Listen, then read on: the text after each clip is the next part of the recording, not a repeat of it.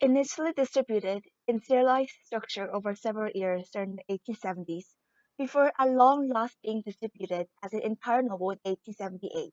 Anna Karenina is generally viewed as one of the extraordinary 19th century books and one of the most critical books at any point composed.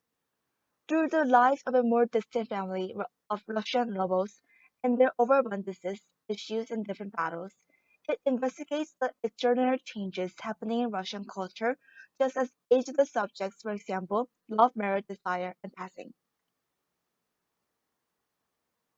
At the point when the novel starts, Prince Stefan Arkadyevich Oblonsky, or Stiva as he is known, has been quarreling with his better half Princess Darya Alexandrovna, or Dolly, for 3 days, since she found that he has had an illicit relationship. At the point when Stiva gets a message saying his sister, Princess Anna Karenina, is coming to visit, he trusts that she will help spare his marriage. Likewise, visiting is Konstantin Dmitrievich Levin, a timid yet enthusiastic blue blood and cherished companion of Stiva. Konstantin has come to Moscow intending to propose to Dolly's 18-year-old sister, Princess Katerina Shubatskaya, who is commonly known as Kitty. However, Kitty is increasingly inspired by her other suitor, Count Vronsky, a vibrant and attractive military official. Anna arrives and prevails with regard to persuading Dolly to pardon Stiva. However, her quality is likewise problematic. After Kitty turns down Levin's engagement proposition, trusting Count Vronsky will before long propose to her, she is crushed to discover that the Count is currently besotted with Anna, even though Anna, as of now, has a spouse and child. Crushed by Kitty's dismissal, Levin resigns to his nation home, while Kitty, upset over the Count's dismissal, ends up unwell.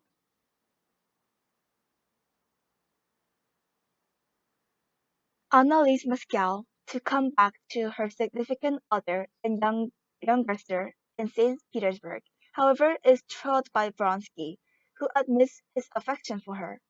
Even though she is pulled into him, Anna first turns down his advances. Be that as it may, Vronsky endures, and somewhat empowered by the free-thinking frames of mind of Vronsky's cousins, Bessie, and her companions, Anna, in the end, starts an issue with him.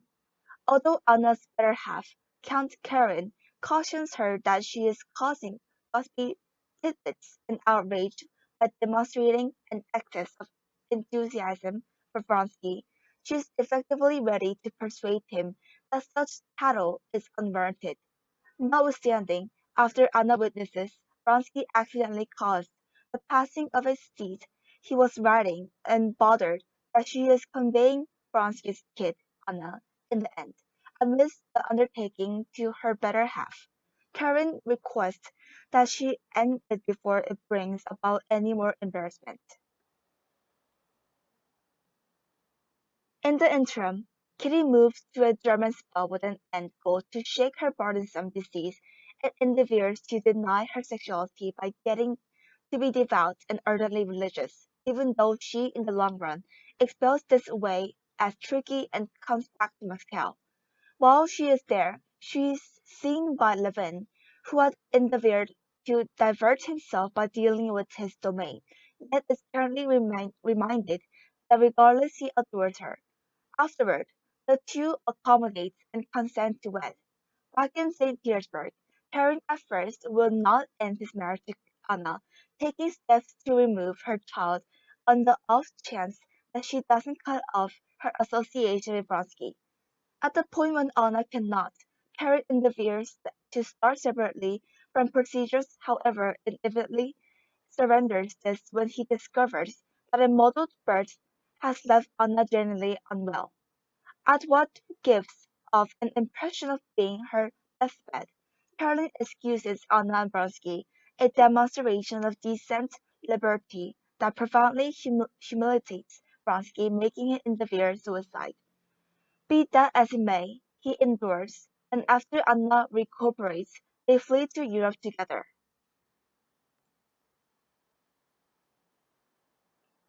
Kitty and Levin's marriage. is at first loaded with challenges, however slowly improves, merely when Kitty helps take care of Levin's perishing sibling. The couple is charmed to find that Kitty is pregnant. Things are far less charming for Anna and Count Baranski, who are exhausted in Europe and battle to discover associates who won't pass judgment or reject them. In the long run, they choose to come back to St. Petersburg when they find that Vronsky has not been avoided from the more elite classes of Russian culture. The equivalent isn't valid for Anna. When winds up broadly, it baited and kept from seeing her child.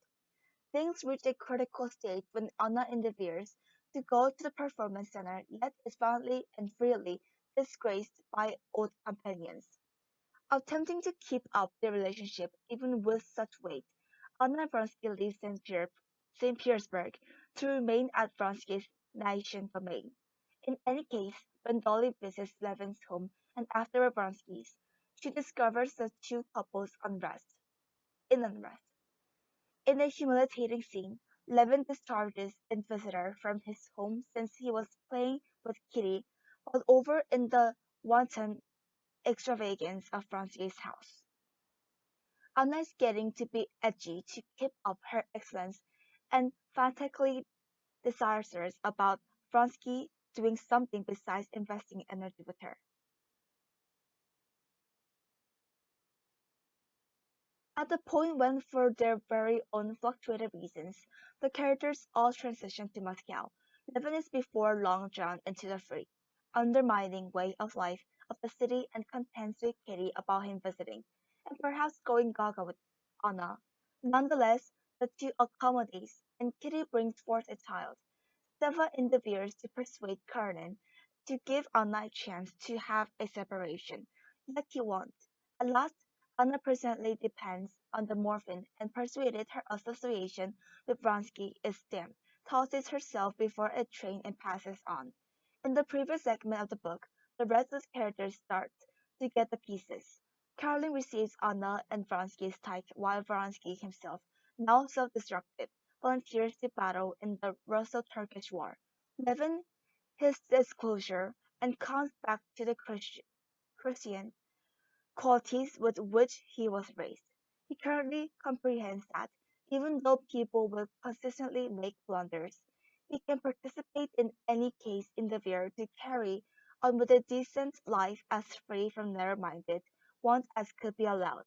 With this, Levin discovered real significance and harmony in his life, a wellspring of happiness that different characters are, previously, to a great extent denied.